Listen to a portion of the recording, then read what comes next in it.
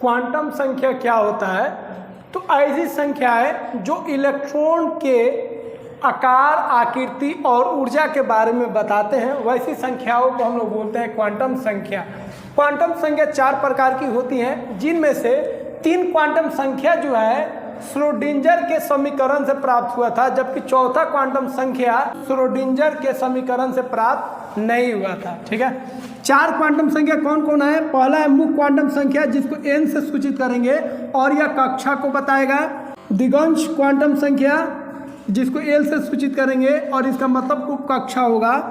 तृतीय क्वांटम संख्या चुंबकीय क्वांटम संख्या होता है, इसको m से सूचित करेंगे और यह कक्षक को बताएगा। चौथा क्वांटम संख्या है इलेक्ट्रॉन पर चक्रण क्वांटम संख्या, इसको a से सूचित करेंगे और यह इलेक्ट्रॉन के चक्रण के बारे में बताएगा।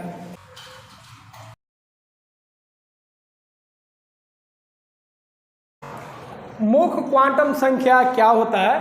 तो मुख्य क्वांटम संख्या को हम लोग n से सूचित करते हैं और n जो होता है कक्षा को प्रदर्शित करता है। n का मतलब हो गया कक्षा।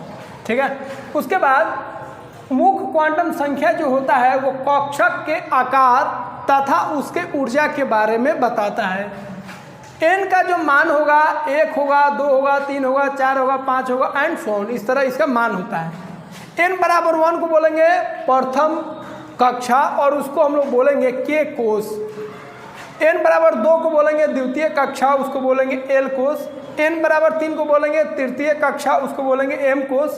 n बराबर 4 को हम लोग बोलते हैं चतुर्थ कक्षा, जिसको हम लोग बोलेंगे n कोष।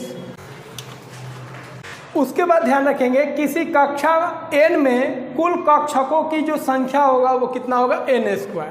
जैसे n बराबर 1 में कुल कक्षकों की संख्या कितना होगा? तो n का स्क्वायर मतलब 1 कक्षक होगा। n बराबर 2 में कुल कक्षकों की संख्या कितना होगा? तो 2 का स्क्वायर मतलब 4 होगा। तो अगर n का मान दिया हो तो उसका स्क्वायर करेंगे तो हम यह पता लगा सकते हैं कि कुल कक्षकों की संख्या कितना है उस कक्षा में।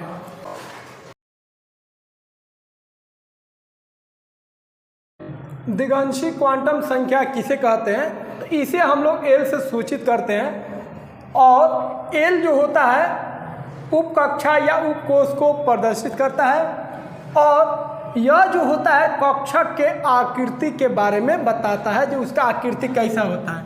l का मान जो है 0, 1, 2, 3 एंड सो ऑन हो सकता है। l बराबर 0 जब रहेगा तो s कक्षक बोलेंगे, l का मान 1 रहेगा तो p कक्षक बोलेंगे, l का मान 2 रहेगा तो d कक्षक बोलेंगे, l का मान 3 रहेगा तो उसको f कक्षक बोलेंगे। उसके बाद किसी कक्षा n में कुल उप कक्षा की जो संख्या होगा वो n के बराबर होगा।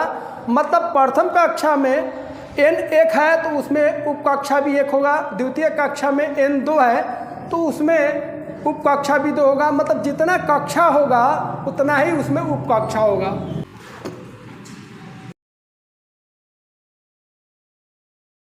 चुंबकीय कक्षक क्वांटम संख्या क्या होता है? तो इसे हम लोग m से सूचित करते हैं और यह जो होता है कक्षकों के अभिविन्यास के बारे में बताता है और यह जो होता है कक्षक को प्रदर्शित करता है। किसको? कक्षक को, जिसको इंग्लिश में हम लोग ऑर्बिटल बोलते हैं। कक्षक का मान मतलब m का जो मान होगा -l से +l तक होगा, ध्यान रखेंगे। और m का हर एक मान कक्षक को रिप्रेजेंट करेगा, प्रदर्शित करेगा। जैसे l बराबर 2 के लिए m का जो मान होगा कितना होगा? -2, -1, 0, +1, +2। उसी तरह l बराबर 3 के लिए भी मान निकाल सकते हैं, -3, -2, -1, 0, +1, +2, +3। जितना l देगा माइनस से लेके +l तक जाना है। उसके बाद ध्यान रखेंगे m का कुल जो मान होगा वह होगा 2l + 1। l अगर दिया रहे तो आप m का कुल मान आसानी से निकाल सकते हैं।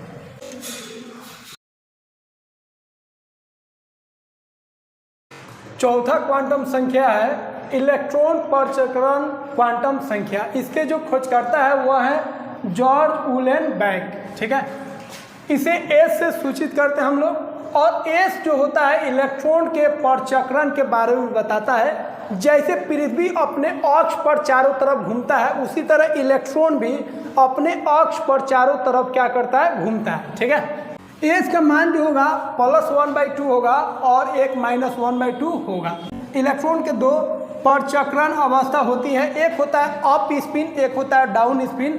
इसको बोलेंगे ऊपरी परचक्रण और इसको बोलेंगे निचली परचक्रण, ठीक है।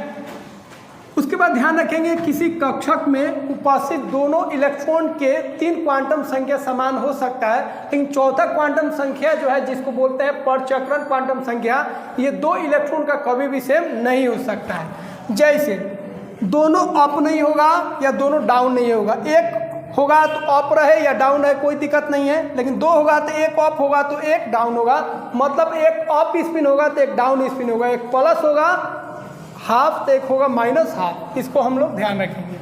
जैसे पृथ्वी अपने अक्ष पर ऐसे ऐसे घूमता है, उसी तरह इलेक्ट्रॉन भी अपने अक्ष पर घूमता है। तो 2 इलेक्ट्रॉन होगा तो एक ऐसे ऐसे घूमेगा, क्लॉकवाइज घूमेगा तो एक एंटी क्लॉकवाइज घूमेगा। उसी को एक को हम लोग बोलेंगे, एक को बोलेंगे ऊपरी परचक्रण तो दूसरे को बोलेंगे निचली परचक्रण। एक का मान +1/2 होगा तो एक का मान -1/2 हो सकता है, लेकिन फिक्स नहीं है किसके लिए, किसी का भी प्लस हो सकता है और किसी का भी माइनस हो सकता है, लेकिन दोनों का उल्टा रहेगा।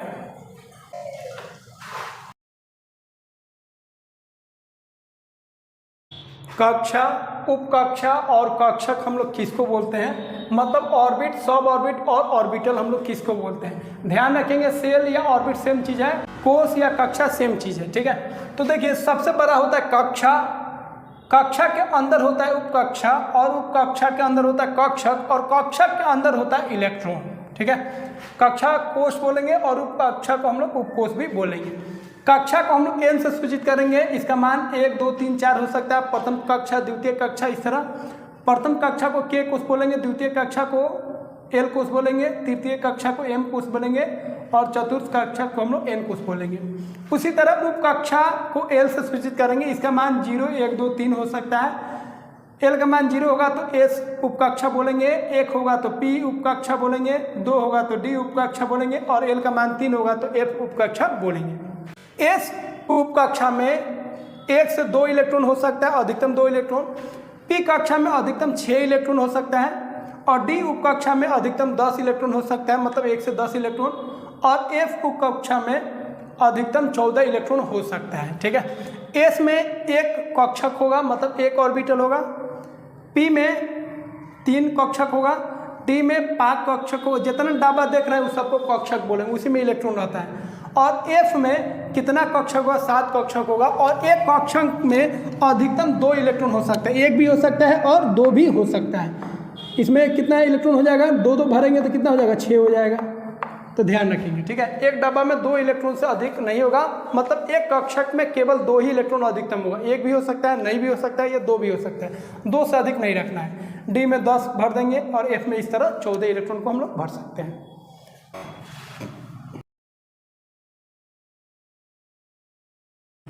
इलेक्ट्रॉनिक विन्यास कैसे करते हैं और इलेक्ट्रॉनिक विन्यास होता क्या है।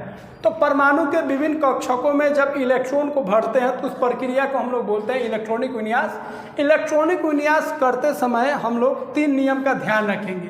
पहला जो नियम है अबाउ नियम, अगला नियम है हुंड का अधिकतम बहुलता का नियम और तीसरा नियम है पाउली का अपवर्जन नियम। इन तीनों नियम को पालन करते हुए हम लोग इलेक्ट्रॉनिक विन्यास करते हैं कक्षकों में। अब ये तीनों नियम क्या है अगले वीडियो में हम लोग देखेंगे।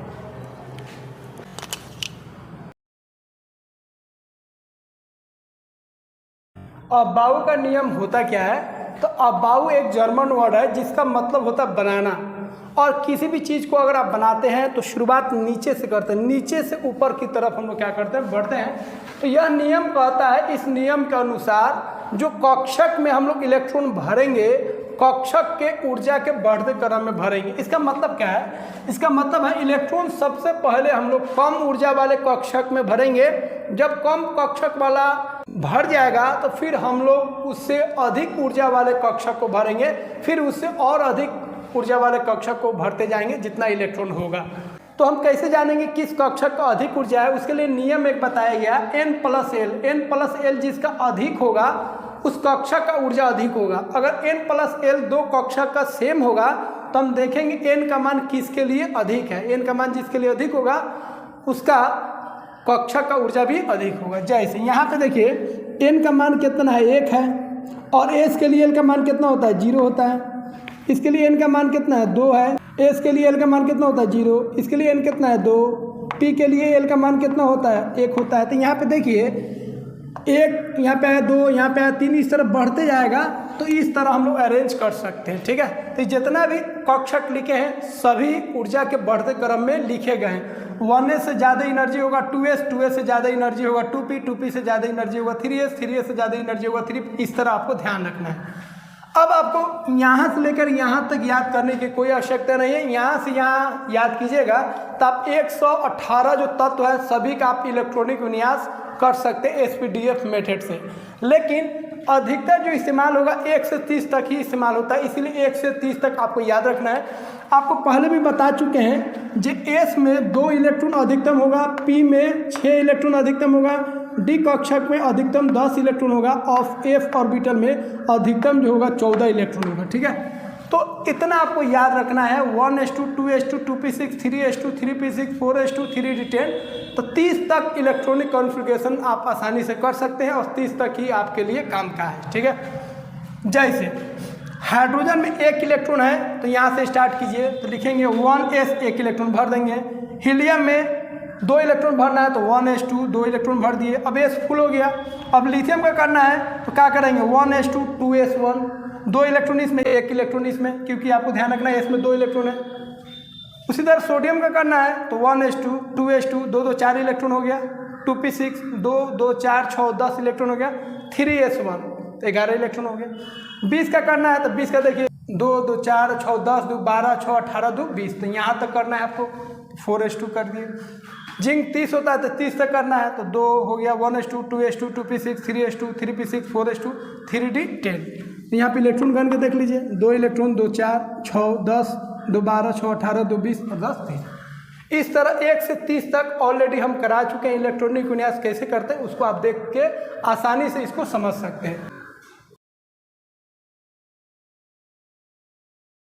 हुंड का अधिकतम बहुलता का नियम क्या होता है? यह नियम कहता है जब कक्षकों में हम इलेक्ट्रॉन को भरेंगे तो पहले एक एक इलेक्ट्रॉन को भर देंगे, फिर एक एक इलेक्ट्रॉन जब भर जाएगा तो फिर हम लोग कक्षकों में 2-2 इलेक्ट्रॉन को भरेंगे, ठीक है। जैसे p ऑर्बिटल में p कक्षक में 3 इलेक्ट्रॉन भरना है तो p में कितना ऑर्बिटल होता है 3 ऑर्बिटल होता है, तो एक एक इलेक्ट्रॉन को भर देंगे। ऐसे नहीं है पहला में 2 और बाद में 1 भरेंगे तो गलत हो जाएगा। p में 4 इलेक्ट्रॉन भरना है तो पहले एक एक भरेंगे फिर दूसरा भरेंगे, ऐसे नहीं करेंगे जो एक ही ऑर्बिटल को खाली कर दिए बाकी को 2 को भर दिए।